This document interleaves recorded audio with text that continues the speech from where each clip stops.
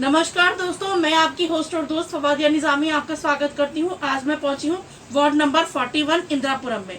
यहाँ पर श्रीमती बबीता गुप्ता जी हमारे साथ हैं, जो कि एक समाज सेवी हैं और भाजपा परिवार से जुड़ी हुई हैं। आइए इनसे करते हैं कुछ सवालों के जवाब। मैम नमस्ते। नमस्कार जी, आप कैसी हैं? मैं ठीक हूँ मैम। मैम आपसे जानना चाहते हैं, आप इतने लंबे समय से यहाँ इंदिरापुरम क्षेत्र में रह रही हैं और आपको लोग इतने अच्छे से जानते हैं और इसी में ही आपका नाम सामने आ रहा है और जल्दी ही आपको लोग एज अ पार्षद देखना चाहते हैं, तो आपसे जानना चाहते हैं मैम, आपके आगे की क्या तैयारी है?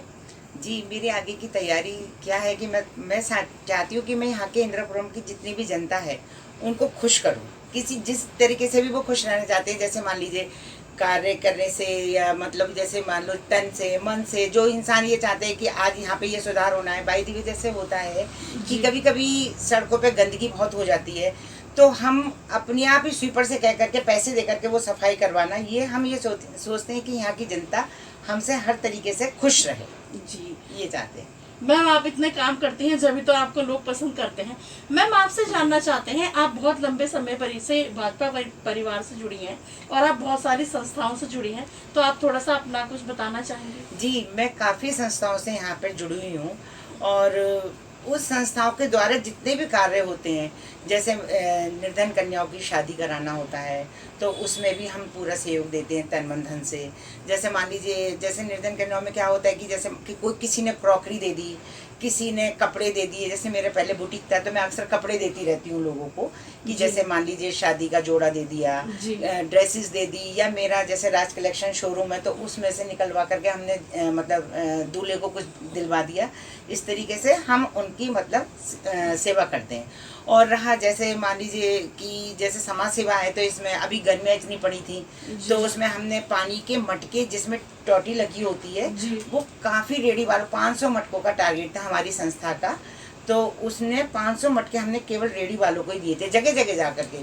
और अब ये जैसे एक संस्था ने छाते बंटवाए थे, तो छाता बड़ा वाला छाता जो कि मतलब रेडी पर लगा दिया जाता है, तो उस पे जैसे कि जो छाता रेडी वाला उसको गर्मी ना लगे और वो अपना कार्यक्रम मतलब अपना सब्जी आराम से बेच ले, इस तरीके से हमने मतलब उनका काम किया था। अब ये जैसे हमारे यहाँ संस्थाओं में टाइम टाइम पे ब्लड डोनेशन कैंप लगते हैं, और जैसे आई चेकअप कैंप लगते हैं, या जैसे दिव्यांगों का शिविर लगता है। हमारी जो और संस्थाएं बड़ी बड़ी संस्थाएं हैं वो लगवाती हैं, तो हम तो ऐसे मेंबर हैं उनके, पर हम उनका तन मन धन तीनों से मतलब उनका कार्य करते हैं, उनके साथ हमेशा जुड़े रहते हैं। जैसे 3 दिन का कैंप होता है तो अर्ली मॉर्निंग 9 बजे से जा करके शाम के 5 बजे तक हमारी पूरी सेवा उनके साथ में लगी रहती है। मैम ये तो आप बहुत अच्छा कार्य कर रही हैं। मैम आपसे एक बात और जानना चाहेंगे, आपसे 2 साल पहले कोरोना का एक माहौल चल रहा था और हर इंसान किसी न किसी दुख दर्द से परेशान था, तो सर मैम आप उस टाइम पे आपने लोगों की किस तरह से हेल्प करी? देखिए, हमने लोगों की जो हेल्प करी थी, जैसे मान लीजिए हमारे पास कोई भी फ़ोन आ जाता था या हमारी संस्था के द्वारा कोई फ़ोन आ जाता था कि भाई आज उनको इस तरीके से हम उस वार्ड में जाकर के सेवा देनी है, तो हम उनके साथ जाकर के जो भी हमसे बन पड़ता था हम कर दिया करते थे उन लोगों की सेवा। जैसे मान लीजिए नैपकिन वगैरह होते हैं, महिलाओं के लिए ज़रूरत पड़ती है, तो उसके सैनिटरी पैड होते हैं तो उसकी ज़रूरत पड़ती है, या थोड़ा सा खाने पीने की भी जैसे ग्रोसरी की ज़रूरत पड़ती थी, तो धीरे धीरे जो भी हमसे बन पड़ा वो हमने उनके साथ में लग करके किया था। सही बात है मैम। उस टाइम वो टाइम तो ऐसा था कि वो इंसान मतलब ये कहते हैं कि मतलब वो टाइम बस लौट के नहीं आना चाहिए। मैम आपसे एक बात और पूछना चाहेंगे कि जैसे हमारे यहाँ देहरादून में एक चीज़ बहुत ज़्यादा सामने आ रही है, हमारे युवा बच्चे, अपने युवा दोस्त हमारे नशे की तरफ चले गए हैं, तो उनकी मतलब ये भी चीज़ देखी गई है कि उनके माँ बाप भी डिप्रेशन में आ जाते हैं इस चीज़ के उससे। तो मैम आपसे एक बात जानना चाहेंगे, आप हमारे चैनल के माध्यम से उन बच्चों को या उनके माता पिता को कुछ कहना चाहेंगे? हाँ, मैं देखो ये सारी जो बातें होती हैं, अगर बच्चे अगर किसी गलत संगत में पढ़ते हैं तो ये इसमें सबसे ज़्यादा हाथ माँ का होता है। अगर माँ को ही सारा कुछ पता होता है कि मेरा बेटा कहाँ जा रहा है, क्या कर रहा है, और माँ को ये सारी बातें पता होती हैं, माँ को पहले ये सोचना चाहिए कि हमारा बेटा का गलत संगत में तो नहीं है, यदि है तो उसको वहीं रोकना चाहिए, और रोकने के बाद में उसके स्कूल या कॉलेज जो भी कुछ है तो वहाँ पे भी एक बार बोलना चाहिए कि भाई देखिए मैंने अपने बेटे को इस तरीके से देख रखा है, यदि आपको लगे तो आप मुझे तुरंत इत्तला करें और हम उसके आगे एक्शन उठाएंगे। और बाकी जो उसकी जो संगत है बच्चे की, उसको भी देखना चाहिए कि बच्चे की संगत कैसी है कैसी नहीं है। अगर है तो उनके भी पेरेंट्स को उनको बताना चाहिए कि भाई सही बात है, ये है। सही बात है मैम आपसे एक सवाल और पूछना चाहूंगी। जैसे आप मतलब बहुत सारे युवा बच्चे हमारे 18 पूरा करके पहली बार वोट डालेंगे, तो उन युवाओं को आप कुछ कहना चाहेंगी कि उनको किस चीज़ में ध्यान में रखकर वोट करना चाहिए? जी, हमने यहाँ पे अभी जब वोटिंग हुआ था हमारे लोकसभा के जब वोट पड़े थे, तो हमने काफ़ी जगह जाकर के डोर टू डोर पहले तो यही देखा था कि 18 साल के बच्चे जो पूरे हुए हैं उनसे हमने कहा था कि पहले आप लोग वोट डालिएगा ज़रूर जा कर के, और किसी प्रेशराइज में नहीं डालिएगा। आपको जो अच्छा लगे, जो आपको लगे कि हमारे विकसित भारत में कौन काम कर रहा है उसको डालिए, दे के मद्देनजर के। अगर कोई आपको प्रेशराइज कर रहा है तो आप बताइए और उसके बाद में हम उसका समाधान करेंगे। लेकिन आप अपने सुझाव पहले उन लोगों को भी दीजिए, और अपने साथ में जो आपके साथ में उठने बैठने वाले जो बच्चे 18 साल के पूरे हो रहे हैं उनसे भी कहिए कि भाई उसको वोट डालिए जो हमारा आगे अच्छा काम करेंगे। जी सही बात है मैम। आपसे एक सवाल और पूछना चाहूँगी कि जैसे एक चीज़ बहुत सामने आती है, जैसे हमारे बहुत से लोग ऐसे हैं जो ये कहते हैं कि अरे छोड़ो हम वोट नहीं डालेंगे, या जब इलेक्शन का वोटिंग का दिन आता है तो वो लोग इधर उधर घूमने चले जाते हैं। तो मैम आप हमारे चैनल के माध्यम से उन लोगों से कुछ कहना चाहेंगी? जी, मैं जरूर कहना चाहूँगी। मैं कहती हूँ कि देखिए, वोट तो 5 साल में पड़ता है और वीकली आप घूम सकते हैं। तो इसलिए आप पहले आपका जो सबसे पहला मतदान का कार्यक्रम है वो करिए, बाद में आप पिकनिक पे जाइए, घूमिए को। आप अगर आपको घूमना भी है तो अर्ली मॉर्निंग में वोट डालिए, क्योंकि यहाँ तो 6 बजे से वोटिंग स्टार्ट हो जाती है। आप उसके बाद में 9 बजे तक कहीं पे घूमते चले जाइएगा। हम कहते हैं पहले आपका काम मतदान है, बाद में कुछ और सही काम बात है, सही बात है मैम। आपसे एक सवाल और पूछना चाहूँगी।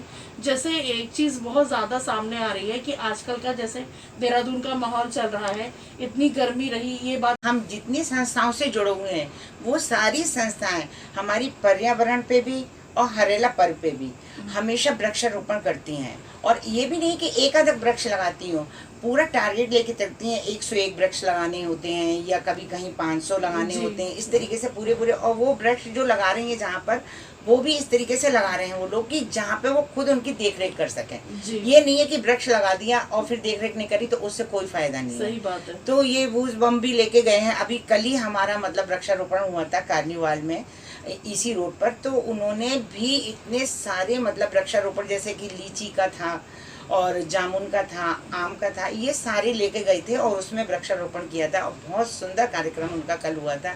और वैसे भी मैं चाहती हूँ कि इतना गर्मी इस बार जो हुई है तो ये पेड़ कटने की वजह से ही हुई है। जी। आगे कभी ना कटें पेड़। अभी हम कल शाकुंभरी देवी के मंदिर गए थे, देखा कि हाँ पुल तो बहुत अच्छा लग रहा है बना हुआ, लेकिन उसमें लाखों पेड़ बलिदान हो गए हैं। जो कि उससे इस बार देहरादून का टेम्परेचर कभी 40 नहीं था, अब 45 से भी एबव हो गया है, 50 तक पहुँच गया है। तो आखिर हम ये कहते हैं, सरकार से भी ये हम मतलब उम्मीद रखते हैं कि अब आगे जो है वृक्ष ना कटवाएं और ये जो है वृक्षारोपण की ही तरफ से मतलब ये सोचें कि ज़्यादा से ज़्यादा वृक्ष लगाएं और पर्यावरण को बचाएं। सही बात है मैम। आपसे चलते चलते एक सवाल और पूछना चाहूँगी कि जैसे आप हमारे चैनल के माध्यम से किसी को थैंक यू या किसी डिपार्टमेंट से कोई रिक्वेस्ट या अपनी क्षेत्र की कोई समस्या अगर आप कहना चाहें तो? नहीं, मैं तो भाजपा परिवार को ही थैंक्स बोलना चाहती हूँ। और मैं ये अपने समाज सेवी होने के नाते मैं सबको ये थैंक्स देना चाहती हूँ कि भाई आप मेरे पास जिसके भी द्वारा आए हैं आप उसको थैंक्स सबसे बड़ा दूंगी। क्योंकि देखिए, मेरे द्वारा आपके द्वारा मेरी जो बात है वो दूसरे तक पहुँचेगी। इसलिए मैं पहले अपने मानव चेतना चैनल को भी बहुत बहुत थैंक्स और धन्यवाद देना चाहती हूँ, बहुत बहुत शुभकामनाएं देना चाहती हूँ कि आपका चैनल दिन प्रतिदिन उन्नति करता रहे। Thank you ma'am, thank you ma'am. आपके कहने से हम लोगों को आगे इस काम करने की प्रेरणा मिलती है। मैम आपसे एक क्वेश्चन और पूछना चाहूँगी। जैसे ये चीज़ एक बहुत ज़्यादा चीज़ सामने आ रही है कि हमारे युवा बच्चे जो हैं वो अपनी संस्कृति को छोड़कर दूसरी संस्कृति की तरफ जा रहे हैं। तो मैम आप उन बच्चों को कुछ कहना चाहेंगी? देखिए, बच्चों को तो मैं क्या कहूँगी, मैं पहले पेरेंट्स को ही कहूँगी, क्योंकि पेरेंट्स ही बच्चों को जो है अपनी संस्कृति के बारे में बताते हैं। अब जब तक बच्चे अपने पेरेंट्स को मतलब नहीं पूछेंगे कि हमारी संस्कृति में क्या है, या पेरेंट्स नहीं बताएंगे कि हमारी संस्कृति में बेटा ऐसे है कि पहले उठते के साथ ही अपने मम्मी पापा को प्रणाम करना या चरण स्पर्श करना, या आप मंदिर भी नहीं जाते हो तो एक बार मतलब भगवान के आगे सर झुकाना, ये सारी बातें अगर जब बच्चा पहले अपने पेरेंट्स से ही शुरू करेगा तब जाकर के उसको थोड़ी बहुत मतलब ये संस्कृति के प्रति मतलब झुकाव होगा, अदरवाइज नहीं होने का। सही बात है मैम। मैम आपका बहुत बहुत धन्यवाद, आपने मानव चेतना टीम को अपना कीमती समय दिया, इसके लिए धन्यवाद। आपका भी बहुत बहुत धन्यवाद। मुझे बहुत दिल की गहराइयों से खुशी है कि आप लोग मेरे यहाँ आए Thank you, और ma'am. आपने मेरे को इतना टाइम दिया। थैंक नहीं, you ma'am, so thank much. you, thank ma'am. You. Thank you ma'am. दोस्तों, अभी आपने मैम की बातों को सुना। मैं यहाँ के क्षेत्र की जनता से यही अपील करूंगी कि मैडम को अगर पार्टी द्वारा पार्षद के लिए टिकट दिया जाता है तो भारी संख्या में भारी मतों के साथ मैडम को विजयी बनाए। मैडम की सोच अच्छी है, ये युवाओं को, मातृशक्ति को और अपने क्षेत्र को आगे देखना चाहती हैं। इस तो यहाँ पर दो मैडम लोग हमारे साथ हैं, आइए उनसे जानते हैं वो बबीता मैडम के बारे में क्या उनके विचार है। मैम नमस्ते। नमस्कार मैम। मैम आपसे जानना चाहते हैं, जैसे बबीता मैडम का यहाँ नाम सामने आ रहा है एज अ पार्षद के लिए, तो मैम आपसे जानना चाहते हैं आप बबीता मैडम को कैसे जानती हैं और आप थोड़ा सा उनके बारे में कुछ बताना चाहेंगे। जी, मैं भक्ति कपूर हूँ और बबीता मैम को तो मैं बहुत पुराने टाइम से जानती हूँ। बहुत अच्छी लेडी हैं, हर दुख सुख में सबके साथ काम आने वाली हैं। जी। हम असल में एक दूसरे के साथ संस्थाओं से भी जुड़े हुए हैं, तो संस्थाओं में जुड़े होने के कारण हम एक दूसरे को बहुत अच्छी तरह जानते हैं। बहुत ही क्लीन हार्टेड लेडी और जहाँ तन मन धन तीनों से जहाँ ज़रूरत हो उस तरह का कार्य करने के लिए हमेशा तत्पर रहती हैं और हमें तो बहुत अच्छा लगता है अगर वो पार्षद के लिए खड़ी हो रही हैं तो हम उनके हमेशा साथ हैं। Thank you ma'am. यहाँ पर एक मैम और हमारे साथ हैं, मैम से जानते हैं। मैम नमस्ते। नमस्ते। मैम आपसे जानना चाहते हैं, जैसे कि मैडम का नाम सामने आ रहा है, तो आपसे जानना चाहते हैं आप बबीता मैम के बारे में कुछ बताना चाहेंगे। बबीता बहुत अच्छी लेडी हैं हाँ। और मैं उनकी, मुझे सिस्टर ही मानती हैं। मैं उनकी छोटी बहन जैसी लगती हूँ जी। और हम एक दूसरे के बहुत करीब हैं और शायद हम यहाँ देहरादून में आए तो हम उन्हीं को पहले जाने जो है। और मैं अगर उनको पार्षद का टिकट मिलता है तो हम उनके साथ हैं और हमेशा उनके साथ रहेंगे।